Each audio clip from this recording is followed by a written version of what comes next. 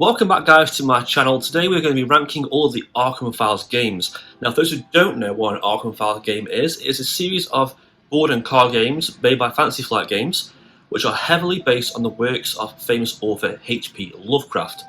H.P. Lovecraft is the creator of cosmic horror and Cthulhu mythos and all the ancient ones, and classic horror stories like Call of Cthulhu, Dreams of the Witch House, Mountains of Madness, and so forth. Now, while these games can be quite different, they all share some similarities. They're all set in sort of 1920s, 1930s setting. You use same locations around Arkham and Massachusetts and Boston. They all have the same sort of theme of horror and dread, and they all touch on the works of H.P. Lovecraft, which is the sense of feeling lost and feeling like a pawn in the grand scheme of things and the cosmos. These horrific entities that have lived for decades and millions of years that exist beyond our realms of understanding, that can wreak havoc on Earth. There's cultists, mysteries, rituals, investigations, monsters, and just pure terror. First things first, this is a ranking of games based on my personal preferences. If you see a game that's higher or lower than another game, it doesn't mean that I don't like the game. They're all great in their own way. It's just based on my personal experiences. And also, there are a few Arkham Files games here I have actually got, purely because they're so hard to find. I can't find the Call of Cthulhu card game anywhere. Mountains of Madness First Edition and Arkham Horror First Edition are just so hard to find, so rare. So we're going to go on the games that I have played and I own. Okay, kicking off our list at number 7, bottom of the barrel, is Arkham Horror Final Hour. Now this is not a bad game, but it's probably the worst of the Arkham Files games. In Arkham Horror Final Hour, you essentially take on investigators again in the town of Arkham being overrun by monsters. At the start of the game, you take a few symbols and these little tokens, shuffle them, place them face down on the bottom track, and these are what you need to guess to win the game. You'll go through the game, you'll be fighting off monsters, going to locations, uncovering symbols, and use the process of elimination to uncover what the real clues are. The game ends when you can correctly guess the symbols that are placed underneath, and you win.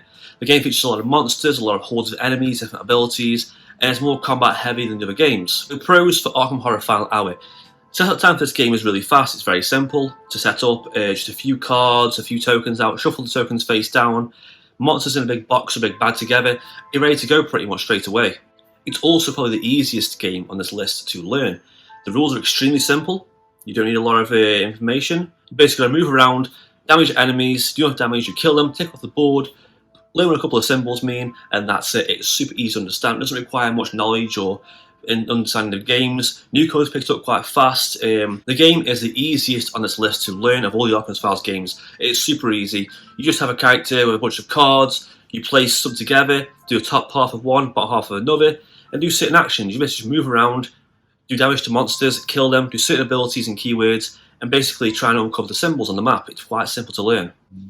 Another pro, which is also a sort of con, is the lack of narrative and theme and horror elements in this game. It doesn't really have the same effects as the other games. There's no real horror there, there's no real dread. You don't feel like you're on the edge fighting for your life, you don't feel the dread of the ancient ones, you just feel like you've got to rush around, kill monsters and find symbols. On to the cons for this game. So the game does have low replay values, only 3 ancient ones.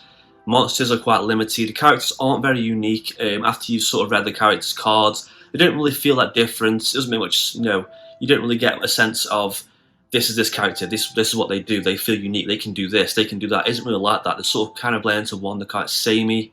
The game can get quite repetitive quite quickly because of the low ancient ones, because of the lack of character depth and strategy. The gameplay can wear out quite fast. And like I said before, the game has no theme and no terror and dread. So if you're looking for a great horror game, you're not going to find it here. In fact, this game feels like it could be just reskinned and packaged as something else. Take away the monsters, take away the ancient ones, and put it with something else with a different kind of theme. It could be any game really. The mechanics can apply for anything. And that's the biggest issue with this game. It doesn't really feel like a horror themed game. Coming at number 6 is Arkham Horror 3rd Edition. Now this is a 3rd edition printing of an old board game, Arkham Horror.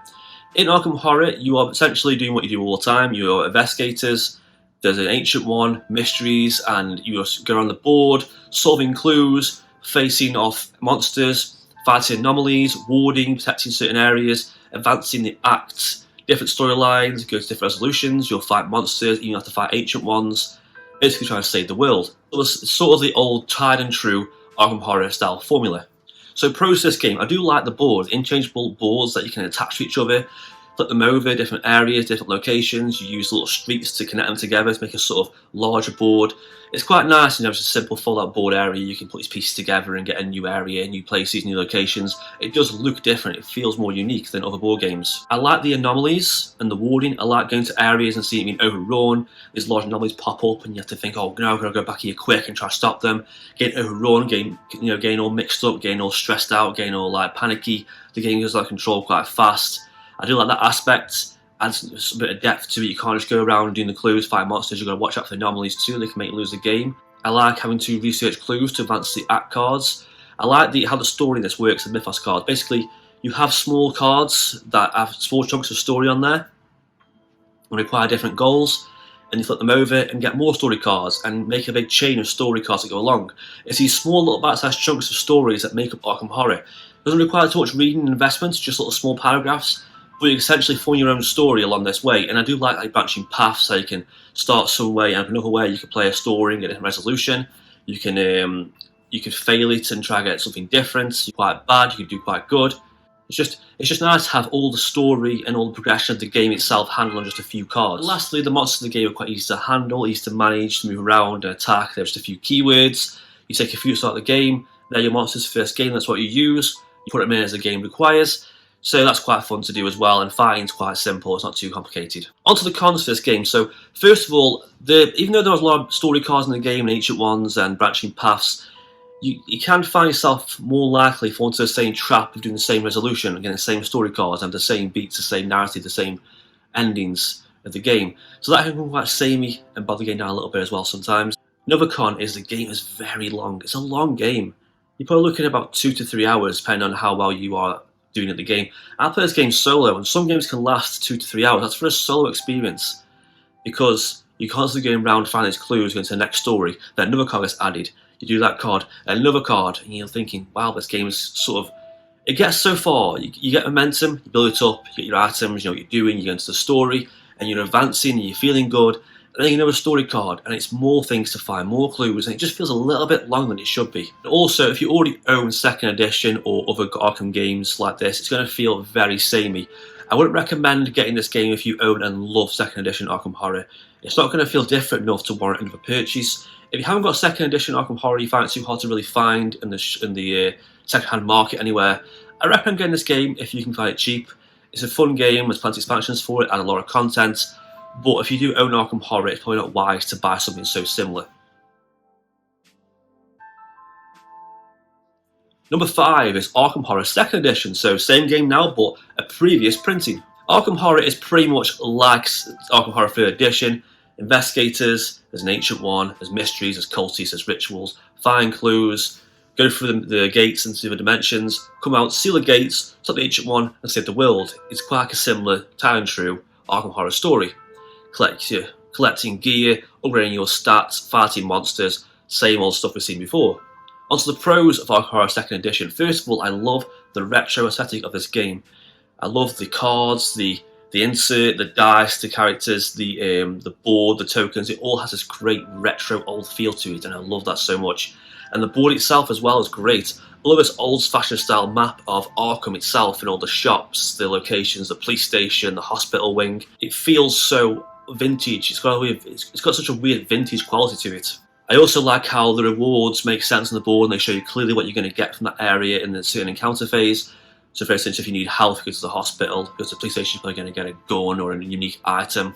I also like us getting encounter cards. They're fun, they'll spawn monsters, spawn gates, do nasty effects, generate clues as well. But I like how if you get an encounter card doing the thing in the same area, it won't just do that effect, it'll just spawn monsters. And that leads on to the next pro. I love the overrun feeling of the monsters. Monsters game can flood the board quite fast. There's a lot of monsters in the game, the core set alone, tons of monsters. They can flood the board quite quickly. Or could be overrun these monsters. You've got to work out, then you've got to think, you spend the whole game trying to avoid them, but you think, right, I've got to start killing them now to lower the threat down, because if you let it overrun too much, the terror level of Arkham Horror gets too high and you can lose. Base game alone includes a lot of unique characters, unique abilities, starting weapons and items and health and money. A lot of ancient ones, each of their own unique rules and effects. So just in the core game alone, you get a lot of value for your money. On to the cons for Arkham Horror 2nd Edition. So this game has a massive setup time. Like a lot of these games here, it's very lengthy. You gotta get the board out, the characters, the tokens, the bits, the sheets, all the stacks of things ready, the cards nearby. So it is quite a long game to set up. And it's quite a table hog as well. The board for this game is quite big. Long tables play this game. It's a massive game. Also leads me on to the length of the game. Much like the 3rd edition, the game can feel quite long-winded. It can go for quite a long time. It can feel very monotonous and repetitive that you keep going and going thinking, wow, this game is dragging on quite a bit. So with a certain player group, they might not be invested as much as you are in the game. Another bad thing is the rules for this game. I found them to be quite badly written. They aren't missing things out, it's just how it's been worded and phrased and moved around in certain categories. It makes the rules very hard to interpret. And a lot of time I went back to the rules, check a certain thing. This applies to monsters too. Monsters themselves have different colour coding. It means they do certain things, they move certain ways, and they have certain keywords, they have certain effects. Just fighting a monster, there's a whole spread page of just rules for fighting monsters. It's so convoluted and confusing, it can feel like a bit of a drag. If you aren't used to this game, it's going to feel really confusing. And this leads on to the next point as well. I found this game to be very unfocused. The goals to the game aren't quite clear. It isn't quite clear how to win. You can seal gates for sure, but it becomes extremely hard to seal gates. You spend a lot of clues or get the dollar sign symbols, and it feels very monotonous and repetitive. You just got to keep going through to the mythos part, which I admit is quite cool, going to some other dimension and going through again through the gate to seal it once and for all. Then no one pops up and you got to do it again. It can feel quite samey, and the game is quite hard as well. It's a very hard game. Monsters flood the area and they can be quite tough. The ancient ones are hard to beat. Sealing gates can be quite hard, encounters can be quite tricky. It's not as hard as Arkham Horror 3rd Edition to learn because it has a better written rules, but there's just a lot more to it. Some players might pick up this game and find it quite easy to learn, they might find the rules quite simple, but in my personal opinion I found the rules of this game very hard and it felt very unfocused. On to number 4, this is Aldrich Horror, probably the most different of the games we've seen so far. This is a dice rolling game.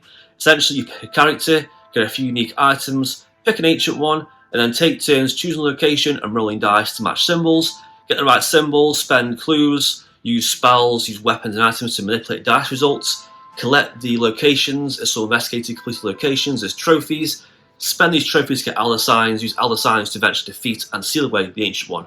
So it's a very unique game. Pros to this game are, the dice rolling mechanics of this game are fantastic, it's so fun. The symbols, using the spells, and the focus mechanic to roll dice and re-roll dice again and save certain dice on a slot and try again. It's such a unique, fun way of using dice to make an Arkham Horror style game. It's a very quick setup, very fast, not a lot of bits to it at all, and it's actually quite easy to learn as well. It's quite simple. Once you learn how to re-roll dice and use certain spells and items, the game itself is super easy, turns are quite fast. You just pick a card, roll dice, change your dice roll, and then that's it. You can get the cards, you can get trophies, get signs, and progress the game. It's very easy to learn. It also has a surprising amount of replay value because there's a lot of ancient ones. Each have different effects when they are awakened. A lot of characters too have unique stats and unique abilities that are actually quite fun to experiment with, especially in playing 2 or 3 player. Getting the characters out to combine abilities together and work together. It's quite fun. The artwork of this game too is fantastic, not just on the ancient ones and the monsters themselves and the characters, but the location cards, all these horrific, nasty locations and dripping with terror and threat and all these horrible looking rotten areas and monsters lurking around the corners, and also the otherworldly locations and the sort of alternate reality locations, these weird, strange like landscapes and colours and patterns. Really unique and fun to see while you're playing. A lot of content too in this small box. There's a lot of characters, ancient ones. There's a lot of cards, unique items, there's spells. There's just a lot of things in this game. There's just a lot of content. If you can find it cheap, you get such good value out of the game itself. The game balances luck and planning quite evenly. There's a lot of luck with the dice, but with the right planning and items and focus and spell mechanics you can use, you can manipulate the results and it can work well in your favour. So it does combine the luck and planning element quite well. On to the cons of this game. So all I did say, it does have the luck and planning element quite well. It is ultimately a dice rolling game, so luck plays a massive role in this game. If you're unlucky with dice rolls, you can be doing terrible at this game. I've had games of this where I've done the first couple of turns and got absolutely terrible rolls and just done really bad. So the game can feel quite luck based with the dice rolls. The only other point I can think for this game is it doesn't really have much narrative, much theme. It doesn't really have the same horror elements. You aren't really sort of investigating clues and these horrific monsters and having these strange stories and things happen to you. You're just basically rolling dice to collect trophies to beat a card. So the narrative and the immersion isn't really there from the other games. It doesn't really need that really, and what it brings. But it's one of the negative points I can think of. It doesn't really quite have the horror elements down as other games do. Number 3 is Mansions of Madness 2nd Edition.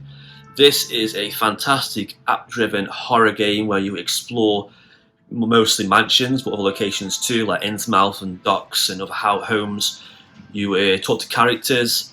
You use the app to help you to unlock new areas, to place tokens down. They'll handle the narrative, the story elements, they handle your items and monsters too. You'll explore areas, solve puzzles, fend off monsters, try and understand the mystery of what has happened in the area.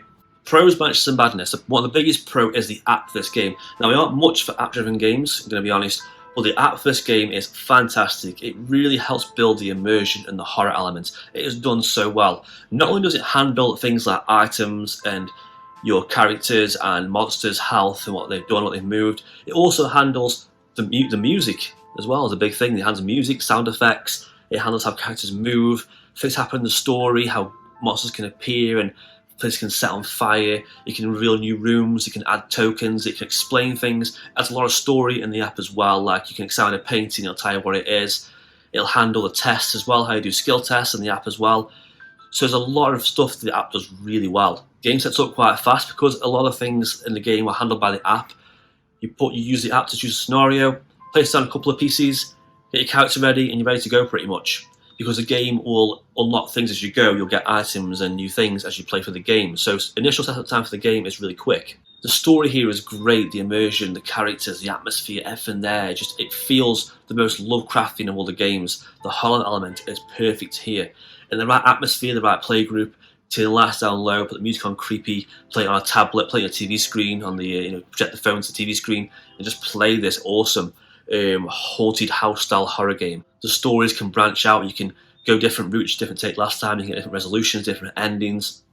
Monsters can be different, they can now do different things, they can go for certain people, they can attack in certain ways. Even how the monsters attack is handled in the app. It won't just be something simple like the ghoul punches you, it'll be the ghoul like grabs at you with malice in its face, dripping blood, and bites its teeth into you, and you have to test this to do this. So it's done really well, there's a lot of content in the app itself. And also it has really cool monster figures, especially the Starspawn of Cthulhu is my favourite ones, the little mini Cthulhu figures, they're so cool. On to the cons now. So this game does work better at lower player counts. Playing this game 4 players is going to be quite hard. And another thing as well is, not just because of the immersion, but because using the app, you've got to pass the app around and it gets quite muddled up in the story, you kind of lose the immersion.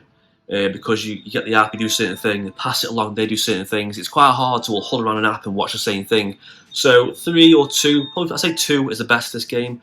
Works well lower player counts or solo. Great playing this game solo is always really good. Also, the next point is it requires the right play group because it's very atmospheric and very immersive and very story driven.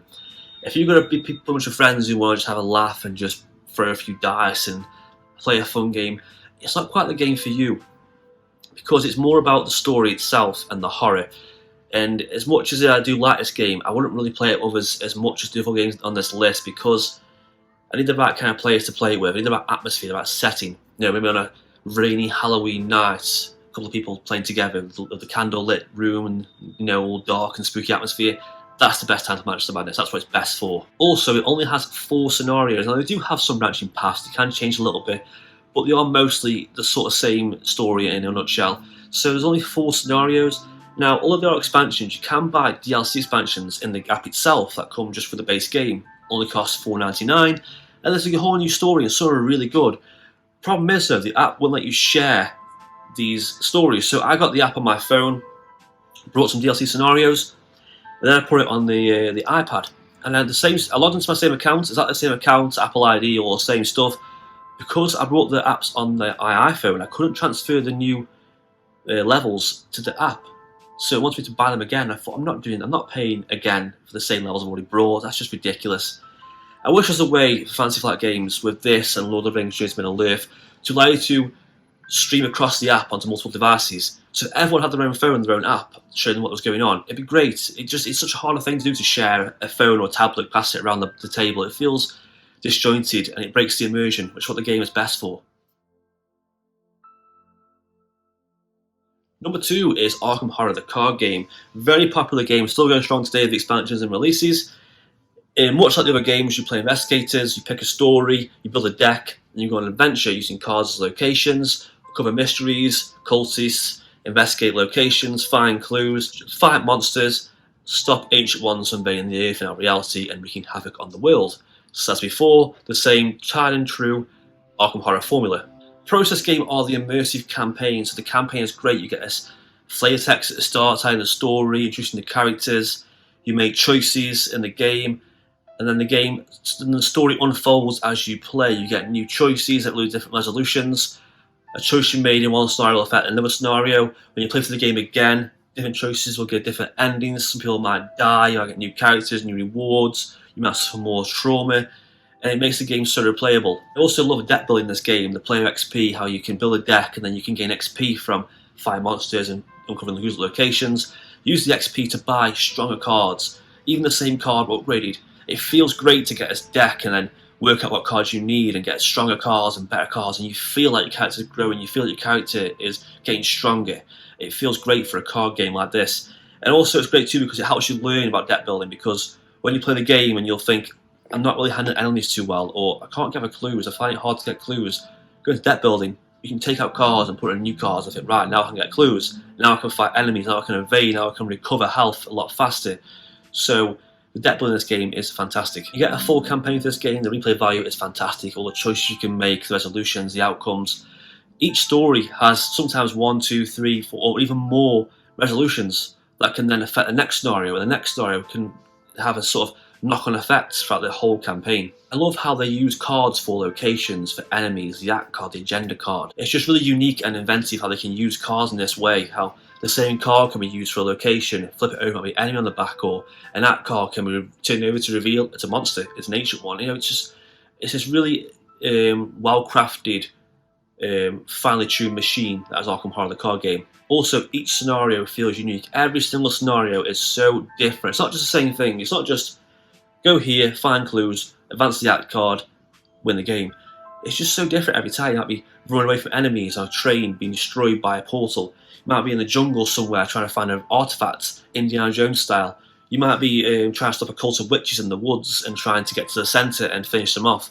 There's just so many things you can do in this game. There's so many unique scenarios. It's so fun to play through. There's so much variety of gameplay. Onto the cons of this game now. The core set for this game is quite bad. The revised core set that came out recently is a little bit better, but still, you only get 3 scenarios, limited deck building, and it can feel a bit underwhelming at first when you buy it, because once you play through those first 3 scenarios a couple of times, you kind of feel like you've seen everything this game has to offer. And that brings on to my next point. It requires an investment. It requires a small investment. It's a money sink. You've got to buy a full campaign at least to get the most out of Arkham Horror. If you buy, say, this and Edge of the Earth, or you buy the first campaign, the Done With Legacy, or wait for the Done With Legacy revised set, you'll have so much fun in this game. It's such a great game, but it just requires that initial leap, that leap of faith into the money sink that is Arkham Horror, the card game. Also, deck building is quite hit and miss for some. I mean, I play this game mostly solo. I can't see me play this game with other people because although the game is great and I love it, the mechanics are fantastic, I just feel like deck building is too hard to really introduce to friends. It requires a lot of knowledge of the game itself and a lot of experience. So for new players just jumping into the game wanting to play with you, unless you've got a finely tuned deck for them to immediately play, they're going to find deck building quite hard. It's that initial steep learning curve for them to play.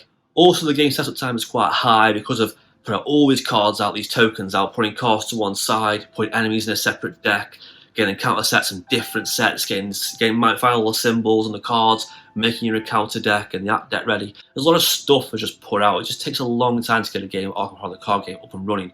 Unless you have everything organised neatly, it's going to be even longer. And lastly, like Manchester Madness, this works better at lower player counts. A couple of 2 players, maybe 3 tops, would be great for Arkham Horror, the card game. 4 players, you're going to have a lot of downtime between turns. Makes the game harder too because the values of certain enemies' health and the required clue is going to be a lot higher. So I reckon this game does work better for 1 or 2 players, maybe 3 at most. 4 would be quite a push for Arkham Horror, the card game though. On to number one. So my number one Arkham File game of all time, actually was my first Arkham File game ever brought. It is Aldrich Horror. This is much like Arkham Horror, the board game. Same old thing, investigators, uncovering mysteries and clues, stopping ancient ones, cultists, rituals, yada yada yada, the same old thing. But this one for me is my favourite, and here's why. So the pros for the game initially are, I love the huge world map. I just love having this big map of the world. You know, what game can you start off in Tokyo and the next turn end up in England somewhere, or you can go to Africa and then go straight to the Antarctic. I love having this world map and these sea routes, and how each location has a set of unique encounter cards for that location too. This ultimately is a sandbox style adventure. What that means is it doesn't really have a strict story, a strict narrative, but rather by playing the mystery cards and the mythos cards, you get small chunks of story elements, little paragraphs, little phrases. You put them together and you make your own story, and it makes some really fun gameplay because you make your own sort of story as you go along in the campaign. This is why it's more fun for new players too. It's more accessible because they haven't got to read a lot of information or have a lot of sense of immersion. They can sort of jump in, and the game will just have to just suck them into the immersion through the cards themselves. The mythos cards will draw them in with these strange little stories and little things that happen. You might say funny things like, you know, a comet comes through the sky, crashes to the earth, or local townsfolk are giving you dirty looks in the shop. You know, funny little things like that. Just there's little story elements like that pop through, and it makes the game really fun. Each ancient one in the game is really unique. It has its own cultist stats, its own effects, reckoning effects. When you draw a mythos card, a reckoning symbol, you do certain effects that are unique to that ancient one. Each ancient one has a certain track, or the doom track. I love that at the top of the board, a doom countdown. Basically, it's a countdown to when the ancient one will wake up and wreak havoc on the world. There's also a little star sign symbol in the corner, like constellation, goes around and makes gates spawn. And I love how when the ancient one wakes up as well, you can also have to fight them sometimes. When they wake up, it isn't game over. They can wake up and summon Cthulhu down to the board or shove Niggurath, and you have to fight them head on, and it can be very, very tough. But it makes it so satisfying just kicking Cthulhu's ass or defeating Shub Niggurath in a big epic battle in the heart of Africa. You know, it's just such a fun little thing to do. So many unique things can happen across this game board. Monsters are easy to handle. They have just a few keywords. Fighting monsters is quite simple. You just do two things: a will check to see if you can pass the will check to lose any sanity, and then you do a fight. If you lose your fight, you lose health for the difference. If you succeed, do enough successes to kill the enemy, you win. So monsters are quite easy to handle. They mostly just sit in one spot as well. Some have certain reckoning effects when you draw a certain mythos card, but mostly just stay in one area. So it isn't like you've got to fight a monster, you can just sort of move away most of the time anyway, so it isn't too bad, it isn't too hard. I like how each ancient one has a set of mystery cards. Each one has a unique small goal to do with that ancient one. One makes sense to the ancient one. So Cthulhu has a lot of things to do with sanity loss, with finding strange things across the sea line. With might have to fight the Starspawn of Cthulhu in the sea. You might have to go to find strange mysteries across the Antarctic. If you have to fight something like Shub Niggurath, the Black Goat to the Woods, to go to the heart of Africa, there'll be a lot of monsters to kill, a lot of weird black goat spawns to fight off and stuff. So a lot of the mystery cards have certain different effects. Some require spending clues, some require killing monsters, some require getting certain items or being at certain locations, passing certain tests, drawing unique encounter cards. Even each ancient one has unique counter cards, unique clue encounter cards as well. There's a lot of content in the game as well. Characters are all unique. Like Arkham Horror 2nd Edition, they have unique stats, unique starting items. The stats are all fun to modify and upgrade. You can collecting items and assets is fun. Getting spells is quite dangerous and risky, but also fun too. As condition cards, you can get like broken ledge, you can have like paranoid delusions, you can get lost time and space. You can have these always fun cards. Always things add to the story. You know, you say on your turn you took a train into London, and then you fought off a monster with a big Gatling gun, and then you got lost. In time and space for the next turn, stuck in a parallel dimension. It's just such a fun. These little fun little stories that pop up in the game that make the game so fun to play. On to the cons though. There are a few cons to the game. So first of all, set time for the game is quite long. It's a very big game, big board, a lot of cards, a lot of tokens, a lot of bits and pieces here, there, and everywhere. A lot of things to organise, so it's quite a long game set up. Much like Arkham Horror, it's a long game too. It can be quite long. If you aren't knowing what you're doing and you're struggling with the mystery cards, it can feel a little bit long-winded. It's not too bad because once you finish the last mystery card, you win, so it's not too bad. There's a clear goal there and a clear timer. And also the Doom track as well at the top acts as a timer as well, so it can make you go a bit faster as well. So it is, even though it's not as long as other games, it can be quite a long game for sort of newer players to play. The game does also have a lot of expansions for it too, and these can be quite hit and miss. They add a lot of content. Forsaken Law is one of the best ones. People say it's the sort of base game fix. It adds a lot of new encounter cards, a lot of mystery cards, a lot of fun enemies and new mechanics. But if you have too many expansions, it can make the game quite muddled. It adds a lot of content for the game now. I mean, I've got most expansions for the game now, and I've got so much stuff to set up when I play this game. I've got like sideboards, adventure cards, story cards, prelude cards, more conditions, some more rules, lots of Ancient One cards and new mystery cards and new clue cards I haven't even seen yet because there's just so many.